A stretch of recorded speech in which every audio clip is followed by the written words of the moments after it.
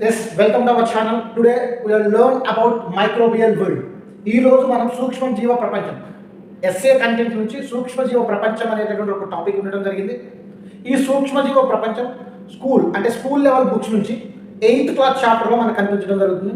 8th class చాప్టర్లో ఉన్నటువంటి 8th class సూక్ష్మ జీవ ప్రపంచంలో ఉన్నటువంటి సూక్ష్మజీవ ప్రపంచం 1, సూక్ష్మజీవ ప్రపంచం 2 ఈ రెండు లెసన్స్లో ఉన్నటువంటి సైంటిస్ట్స్, అట్లాగే వివిధ రకాలైనటువంటి యాంటీబయోటిక్స్, వివిధ రకాలైనటువంటి వ్యాక్సిన్స్ అండ్ డిస్కవరీ అండ్ అలాగే ఈ సూక్ష్మజీవులు అనేటటువంటివి మానవుడికి ఏ విధంగా ఉపయోగపడుతున్నాయి, ఏ విధంగా హాని చేస్తున్నాయి, హానికర సూక్ష్మజీవులు అంటే బ్యాక్టీరియా, వైరస్ ఏమిటి, అదేవిధంగా నష్టం కలిగించేటటువంటి సూక్ష్మజీవులు ఏమి, అధునాతన ప్రపంచంలో సూక్ష్మజీవులను ఏ రకంగా మొక్కలకు ఉపయోగిస్తున్నాం, అదేవిధంగా మొక్కలకు కలిగించేటటువంటి నష్టం ఏమిటి అనేటటువంటి అంశాలను ఈ చాప్టర్లో పరిశీలించేటటువంటి ప్రయత్నం చేద్దాం.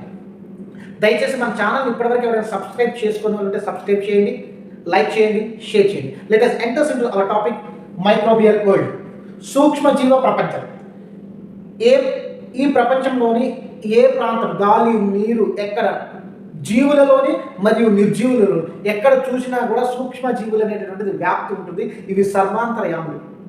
సూక్ష్మజీవులు అంటే మైక్రో ఆర్గానిజమ్స్. కంటికి కనిపించినటువంటి జీవులను సూక్ష్మజీవులు అంటారు. వాటిని మొట్టమొదటిగా కంటితోని చూసినటువంటి వ్యక్తులు లేదా మొట్టమొదటిగా సూక్ష్మజీవులను చూసినటువంటి వ్యక్తి ఆంటన్ వాన్ లీవెన్హాక్. గుర్తుపెట్టుకోవాలి, మొట్టమొదటిగా సూక్ష్మజీవులను మైక్రోస్కోప్ సహాయంతో చూసినటువంటి వ్యక్తి ఎవరు అంటే ఆంటన్ వాన్ లీవెన్హాక్. ఈయన స్వతహాగా వస్త్ర వ్యాపారి. ఈయన నెదర్లాండ్కి చెందినటువంటి వ్యక్తి. ఆంటన్ వాన్ లీవెన్హాక్ బ్యాక్టీరియాలను, వివిధ రకాలైనటువంటి బ్యాక్టీరియాలను పాచిలోని, అదేవిధంగా పెరుగులోని, అదేవిధంగా నీటిలోని, అదేవిధంగా వివిధ రకాలైనటువంటి మన చుట్టూ ఉన్న పరిసరాలలోని వివిధ శాంపిల్స్ని తీసుకొని ఆయన గ్రహించడం జరిగింది, అబ్జర్వ్ చేయడం జరిగింది. అయితే ఆయన గమనించినప్పుడు మైక్రోస్కోప్లోనే అవి కదులుతూ ఉన్నాయి కాబట్టి వాటికి యానిమల్క్యూల్ అని పేరు పెట్టడం జరిగింది. 1674 సంవత్సరంలోని మొట్టమొదటిసారిగా ఆంటన్ వాన్ లీవెన్హాక్ అనేటటువంటి సైంటిస్ట్ ఏం చేసినట్టే ఒక రకమైనటువంటి జీవులను, కంటికి కనిపించని జీవులను నీటిలోని గమనించడం జరిగింది. ఆ జీవులకి కదులుతున్నాయి కాబట్టి వాటికి యానిమల్క్యూల్ అని పేరు పెట్టడం జరిగింది. మొట్టమొదటిగా బ్యాక్టీరియాను కనుగొన్నటువంటి వ్యక్తి ఎవరు, లేదా మొట్టమొదటిగా బ్యాక్టీరియాను చూసినటువంటి వ్యక్తి ఎవరు అంటే Anton van Leeuwenhoek. No doubt. Anton van Leeuwenhoek ఉపయోగించినటువంటి సూక్ష్మదర్శిని ఆ ఉన్న జీవిని ఎన్ని రెట్లు అధికంగా చేసి చూపించగలదు అంటే 300 రెట్లు అనేటటువంటి విషయాన్ని గుర్తుపెట్టుకోవాలి అభ్యర్థులు. అదేవిధంగా మరి ఈయన గమనించినటువంటి యానిమల్క్యూల్కి మొట్టమొదటిగా బ్యాక్టీరియా అని పేరు పెట్టినటువంటి వ్యక్తి ఎవరు అని అంటే బర్గ్ అనేటటువంటి సైంటిస్ట్ ఇన్ 1829. అభ్యర్థులంతా సంవత్సరం కూడా గుర్తుపెట్టుకునేటటువంటి ఇయర్స్ కూడా గుర్తుపెట్టుకునే ప్రయత్నం చేయాలి. బ్యాక్టీరియా అనగా మొట్టమొదటి గమనించిన వ్యక్తి యానిమల్క్యూల్, గమనించిన వ్యక్తి ఆంటన్ వాన్ లీవెన్హాక్ ఇన్ 1674. దానికి పేరు పెట్టినటువంటి వ్యక్తి బర్గ్. కానీ మైక్రోబ్ అనేటటువంటి వర్డ్ ఉపయోగించినటువంటి వ్యక్తి మాత్రం సెడిలాక్ అనేటటువంటి సైంటిస్ట్ మొట్టమొదటిగా మైక్రోబ్ అనేటటువంటి పేరును ప్రతిపాదించడం జరిగింది, లేదా మైక్రోబ్ అనేటటువంటి వర్డ్ని ఉపయోగించినటువంటి వ్యక్తి ఎవరంటే సెడిలాక్. బ్యాక్టీరియా అనేటటువంటి పదాన్ని బ్యాక్టీరియా అని పేరు పెట్టింది బర్గ్.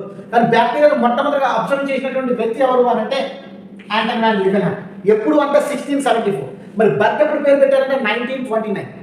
ఈ విషయాలు గమనించాలి. Micro organisms. Okay, right. మరి ఆంటన్ వాన్ లీవెన్హాక్ అనేటటువంటి సైంటిస్ట్ అబ్జర్వ్ చేసినటువంటి మైక్రోస్కోప్ అనేటటువంటిది ఎన్ని రెట్లు జీవిని అధికంగా చేసి చూపించగలుగుతుంది అని అంటే 300 రెట్లు అధికంగా చేసి చూపిస్తుంది అనేటటువంటి అంశాన్ని గుర్తుపెట్టుకోవాలి అభ్యర్థులు. అదేవిధంగా ఆంటన్ వాన్ లీవెన్హాక్ అనేటటువంటి సైంటిస్ట్ బ్యాక్టీరియాను మొట్టమొదటిగా కనిపెట్టిండు. కానీ సూక్ష్మజీవ శాస్త్రం పైన అనేక సూక్ష్మజీవుల పైన అనేక ప్రయోగాలు చేసినటువంటి వ్యక్తి లూయిస్ పాశ్చర్ని మనం father of the microbiology ఫాదర్గా పిలుస్తుంది. సూక్ష్మజీవ శాస్త్ర పితామహుడు ఎవరు అంటే లూయిస్ పాశ్చర్. మీరు కన్ఫ్యూజ్ కావాల్సినటువంటి పని లేదు. ఇక్కడ ఆంటన్ వాన్ లీవెన్హాక్ ఈయన చేసినటువంటి ప్రయోగాలు ప్రతులను లండన్కి లండన్ అసోసియేషన్ పంపిస్తే ఇన్ని ఫాదర్ ఆఫ్ ద మైక్రోబయాలజీ అని అభివర్ణించారు. కానీ ఫాదర్ ఆఫ్ మైక్రోబయాలజీ అనేటటువంటి బిరుదు మాత్రం ఫాదర్ ఆఫ్ ద మైక్రోబయాలజీ మనం ఎవరిని పిలుస్తామంటే లూయిస్ పాస్చర్ గారిని పిలుస్తాం. ఆల్రెడీ లూయిస్ పాస్చర్ అనేటటువంటి వ్యక్తి, లూయిస్ పాస్చర్ అనేటువంటి సైంటిస్ట్ గురించి మనం చదువుకున్నాం ప్రీవియస్గా. ఈయన ఫ్రెంచ్ సైంటిస్ట్, గుర్తుపెట్టుకోవాలి. ఫ్రెంచ్ లూయిస్ పాస్చర్ అనగానే లూయిస్ పాస్చర్ అనగానే ద్రాక్ష రసంను పాడు చేస్తున్నటువంటి సూక్ష్మజీవులు బ్యాక్టీరియాను గుర్తించారు. లూయిస్ పాస్చర్ అనగానే జర్మ్ థియరీ గుర్తు రావాలి. లూయిస్ పాస్చర్ అనగానే పాస్చరైజేషన్ గుర్తు రావాలి. పాస్చరైజేషన్ అంటే ఏంటి అని అంటే చూడాలి.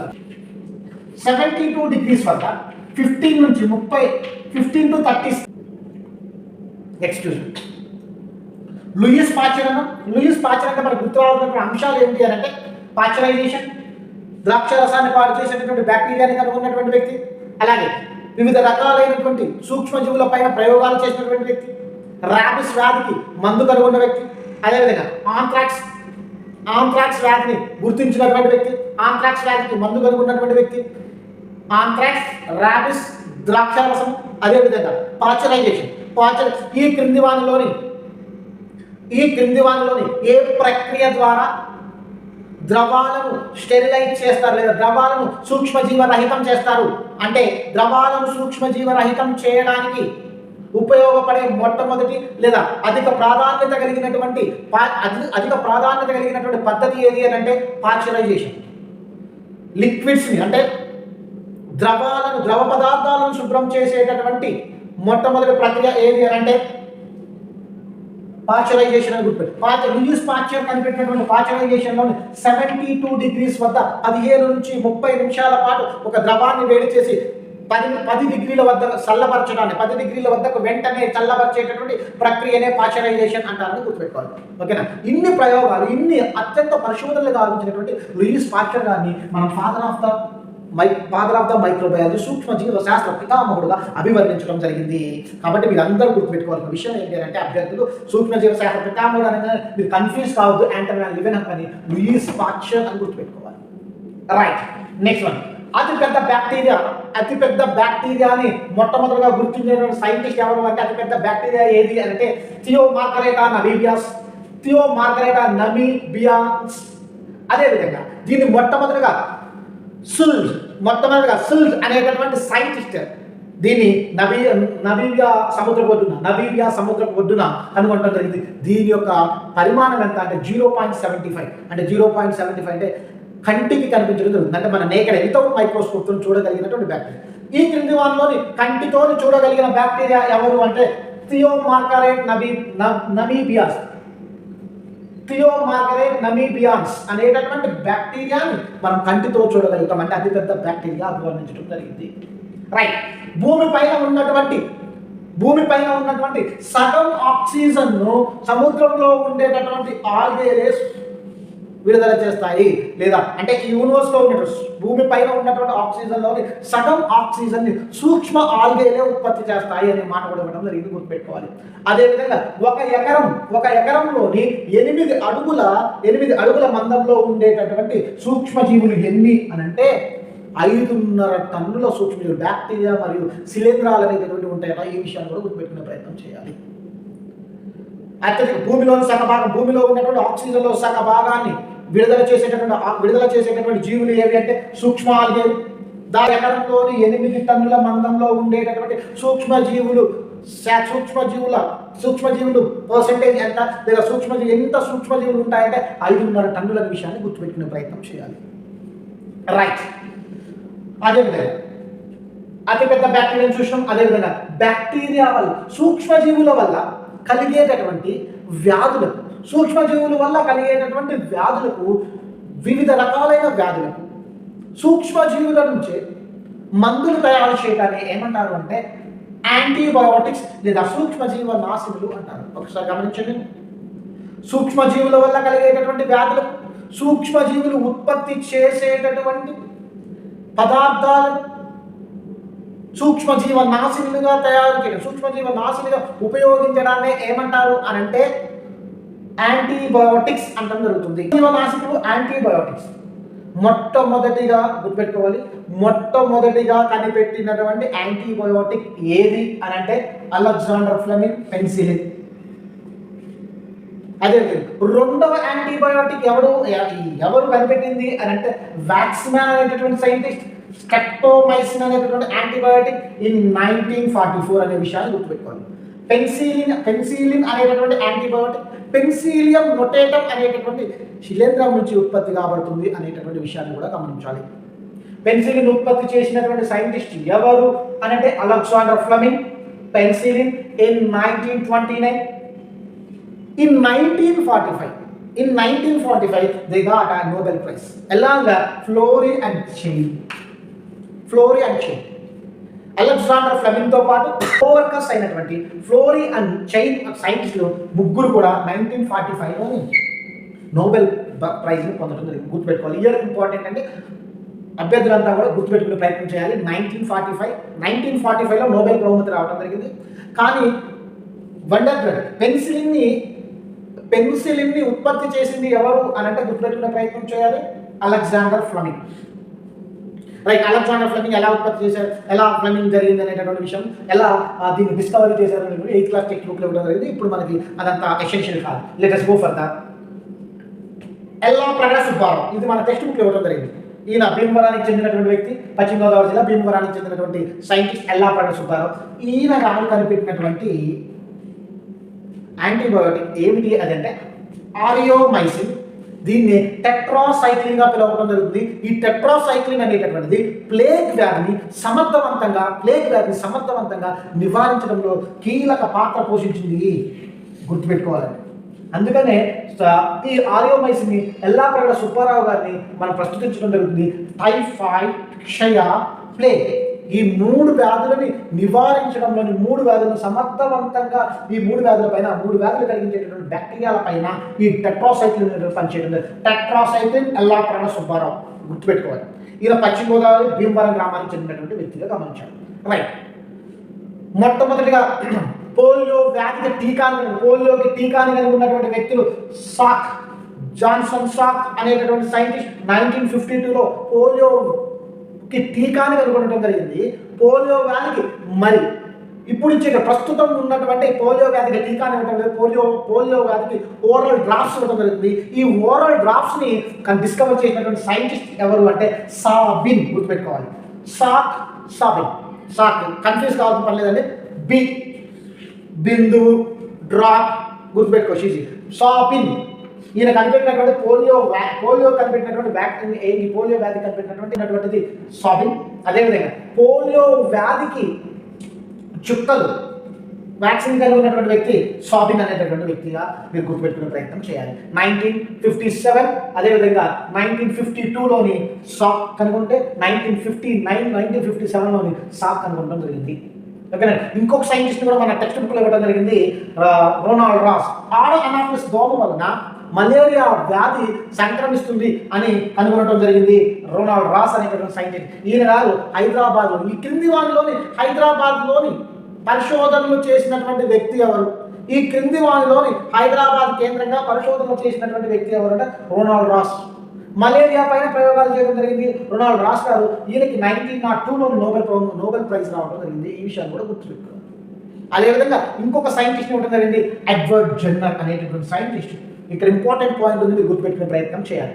ఎడ్వర్డ్ జెన్నర్ ఇంగ్లాండ్కి చెందినటువంటి వ్యక్తి. ఈయన వ్యాధిగ్రస్తుల నుంచి కౌఫాక్స్ వచ్చినటువంటి వ్యాధిగ్రస్తుల నుంచి ఈయన సేకరించినటువంటి శాంపిల్ని ఒక వ్యక్తికి ఇవ్వడం ద్వారా పిల్లవాడికి ఎన్ని సంవత్సరాలు కలిగినటువంటి పిల్లవాడికి కౌఫాక్స్ వైరస్ ఇవ్వడం ద్వారా ఈయన మచూచి వ్యాధికి టీకాలు కనుగొన్నారంటే 8 సంవత్సరాల వయసు కలిగిన పిల్లవాడికి గుర్తుపెట్టిన ప్రయత్నం చేయాలి. అదేవిధంగా కౌఫాక్స్ వచ్చినటువంటి వ్యక్తులు ఏ వ్యాధికి నిరోధకతను ప్రదర్శిస్తారనేటువంటి విషయాన్ని గుర్తుపెట్టుకోవాలి. మచూచి వ్యాధికి నిరోధకతను ప్రదర్శిస్తారు. కౌఫాక్స్ వచ్చి ఇంపార్టెంట్ గుర్తుపెట్టుకునే ప్రయత్నం చేయాలి అభ్యర్థులు. కౌఫాక్స్ వ్యాధిగ్రస్తులు, కౌఫాక్స్ వ్యాధి సోకిన వ్యక్తులు ఏ వ్యాధికి నిరోధకతను చూపుతారు? మసూచి వ్యాధికి టీకాని కనుగొన్న సైంటిస్ట్ ఎవరు? Edward Jenner. మొట్టమొదటి వ్యాక్సిన్ ఎవరు? మొట్టమొదటి వ్యాక్సిన్ ఎక్కడి నుంచి రావడం జరిగింది? Edward Jenner. మొట్టమొదటి వ్యాక్సిన్ కనుగొన్నది ఎవరు? Edward Jenner. 1796 వ్యాక్సిన్ అనే పేరు ఎక్కడి నుంచి రావడం జరిగింది? వాకా అంటే ఆవు అని అర్థం. అంటే కౌఫాక్స్లోని పాడి పరిశ్రమలోని పనిచేసేటటువంటి వ్యక్తులకి కౌఫాక్స్ వ్యాధి సోకడం జరిగింది. ఇది ఆవుల నుండి రావడం జరిగింది కాబట్టి దీనికి వాకా అనే పేరు పెట్టడం జరిగింది. వ్యాక్సిన్ అనేటటువంటి పేరు ఎక్కడి నుంచి రావడం జరిగింది? వాకా అంటే అర్థం ఏమిటి? ఆవు అని అర్థం గుర్తుపెట్టుకోవాలి, ఆవు. ఓకేనా, రైట్. ఇది అదేవిధంగా మన బుక్లోని ఉపయోగపడేటటువంటి కొన్ని రకాలైన బ్యాక్టీరియాల గురించి ఇవ్వడం జరిగింది. బీటీ కాటన్ అనేటటువంటి పదం ఇవ్వడం జరిగింది. బ్యాసిల్లస్ థూరంజెనిసిస్ అనేటటువంటి ఒక బ్యాక్టీరియాను ఉపయోగించి ట్రాన్స్జెనిక్, గుర్తుపెట్టుకోవాలి, ట్రాన్స్జెనిక్ పత్తి విత్తనాలను లేదా పత్తి వంగడాలను తయారు చేయడం జరిగింది. ఆ పత్తి మొక్కలు అనేటటువంటివి ఏదైనా ఒక ఫెస్ట్ సోకినప్పుడు, అంటే ఏదైనా ఒక ఫెస్ట్ పురుగులు దానిపైన దాడి చేసినప్పుడు అవి బ్యాక్టీరియా థూరంజెనిసిస్ అనేటటువంటి ఒక క్రిస్టలైన్ ప్రోటీన్ రిలీజ్ చేయడం జరుగుతుంది. బ్యాక్టీరియా థూరంజెనిసిస్ అనేటటువంటి బ్యాక్టీరియా ఒక రకమైన క్రిస్టలైన్ ప్రోటీన్ రిలీజ్ చేయడం జరుగుతుంది. ఆ బ్యాక్టీరియా రిలీజ్ చేసినటువంటి ఆ ప్రోటీన్ ఆ జీవులను చంపడం జరుగుతుంది. కాబట్టి దీన్ని బయోఫెస్టిసైడ్ అని కూడా జరుగుతుంది. బీటీ కాటన్ అనేటటువంటిది ఒక రకమైన బయోఫెస్టిసైడ్. బీటీ అంటే బ్యాసిల్లస్ థూరంజెనిసిస్ అనేటటువంటి బ్యాక్టీరియాని పత్తి మొక్కల యొక్క జన్యువులలోని ఇన్సర్ట్ చేయడం వలన ఆ పత్తి యొక్క కేశాలలోని ఏవేవి పురుగులు తిన్నప్పుడు ఆ పురుగుల యొక్క జీర్ణ వ్యవస్థలోని క్రిస్టలైన్ ప్రోటీన్ విడుదల చేయడం వల్ల ఆ ఫెస్ట్ని కంట్రోల్ చేయడం జరుగుతుంది. కాబట్టి ఆ మొక్కలను ట్రాన్స్జెనిక్ ప్లాంట్స్ అంటారు. దీన్ని బీటీ కాటన్ అంటం జరుగుతుంది. బీటీ కాటన్లోని ఏ రకమైన బ్యాక్టీరియాను ఉపయోగించాలి? బీటీ ట్రాన్స్ఫర్ అని కిందిస్తే బ్యాసిల్లస్ థూరంజెనిసిస్ అనేటటువంటిది గుర్తుపెట్టుకోవాలి. బ్యాసిల్లస్ థూరంజెనిసిస్ అనేటటువంటిది ఏ మొక్కలోని ఉపయోగించడం జరిగింది? పత్తి మొక్క. ఇది బీటీ కాటన్ అనేటటువంటి ఒక బయోఫెస్టిసైడ్ లా గుర్తుపెట్టుకోవాలి, రైట్. అదేవిధంగా ఏదైనా ఇంకొక మాట కూడా ఇవ్వడం జరిగింది ఇక్కడ, నూనె తొట్టెలు అనేటటువంటి మాట ఇవ్వడం జరిగింది. సముద్రం పైన ఏదైనా ఓడలు పయనించినప్పుడు, అదేవిధంగా లేదా ఆయిల్ని సముద్రం అంతర్భాగాల నుండి సంగ్రహణం చేసినప్పుడు సముద్రం యొక్క సర్ఫేస్ పైన, నీటి పైన నూనె తొట్టెలు, ఒకవేళ నూనె వెలికిపోవడం జరిగిన, నూనె లీకేజ్ జరిగినప్పుడు ఆ వాటర్ పైన మొత్తం కూడా ఆయిల్ అనేటటువంటి స్ప్రెడ్ కావడం జరిగింది. అలా స్ప్రెడ్ అయినప్పుడు మరి సముద్రంలోని గాలిని, ఆక్సిజన్ అనేటటువంటిది లోనకు పయనించడం జరగదు. ఈ లోనకు పయనించకుండా ఉండటం వల్ల లోన జీవుల యొక్క ఆ మట్టం సముద్రం లోపల ఉన్నటువంటి జీవుల యొక్క మనుగడకు దెబ్బతినేటటువంటి ప్రయత్నం ఉంది. కాబట్టి ఇక్కడ ఈ నూనె తొట్టెను రిమూవ్ చేయడం కోసం, సముద్రం పైన సర్ఫేస్ పైన ఏర్పడిన నూనె తొట్టెను రిమూవ్ చేయడం కోసం ఒక రకమైన బ్యాక్టీరియాను ఉపయోగించడం జరుగుతుంది. ఇక్కడ నూనె తొట్టె అనేటటువంటి విషయం కూడా ఇవ్వడం జరిగింది. సముద్రాల పైన ఏర్పడినటువంటి నూనె తొట్టెను తీసివేయడం కోసం, ఒక రకమైన అంటే నూనె తొట్టెను రిమూవ్ చేయడం కోసం, దాన్ని బ్రేక్ చేయడం కోసం ఉపయోగించిన బ్యాక్టీరియా సూడోమోనాస్ పుటిడా అనేటటువంటి బ్యాక్టీరియాను కూడా ఉపయోగించడం జరుగుతుంది. సూడోమోనాస్ పుటిడా అనేటటువంటి బ్యాక్టీరియా గుర్తుపెట్టుకునే ప్రయత్నం చేయాలి. అదేవిధంగా లెగ్యుమినేసి ప్లాంట్స్ లోని మనకందరికీ తెలుసు నత్రజని స్థాపించేటటువంటి రైజోబియం అనేటటువంటి బ్యాక్టీరియా లెగ్యుమినేసి కుటుంబానికి చెందినటువంటి మొక్కల్లోని జీవించడం జరుగుతుంది. మొక్కల్లోని సహజీవనం చేయడం జరుగుతుంది. సహజీవనం అంటే ఏంటో మనం ప్రీవియస్ చాప్టర్లోనే చూడటం జరిగింది. లెగ్యుమినేసి కుటుంబం మొక్కల్లో ఉండేటటువంటి బ్యాక్టీరియా లేదా రూట్ నాడ్యూల్స్ ని ఏర్పరిచేటటువంటి బ్యాక్టీరియా ఎవరు అని అంటే గుర్తుపెట్టుకునేటటువంటి ప్రయత్నం చేయాలి. రైజోబియం అనేటటువంటి బ్యాక్టీరియా. ఈ రైజోబియం అనేటటువంటి బ్యాక్టీరియా ఏం చేస్తుంది? అనురూప నత్రజని అమోనియాగా, నైట్రిక్ ఆమ్లాలుగా, నైట్రేట్లుగా మార్చడం జరుగుతుంది. గాలిలో ఉన్నటువంటి నైట్రోజన్, గాలిలో ఉన్నటువంటి N2ని వినియోగించుకోలేవు మొక్కలు. కాబట్టి నత్రజని స్థాపన అనేటటువంటిది ఈ లెగ్యుమినేసి కుటుంబం మొక్కల యొక్క రూట్స్లో ఉండేటటువంటి రైజోబియం బ్యాక్టీరియా వీటిని స్థాపించడం జరుగుతుంది.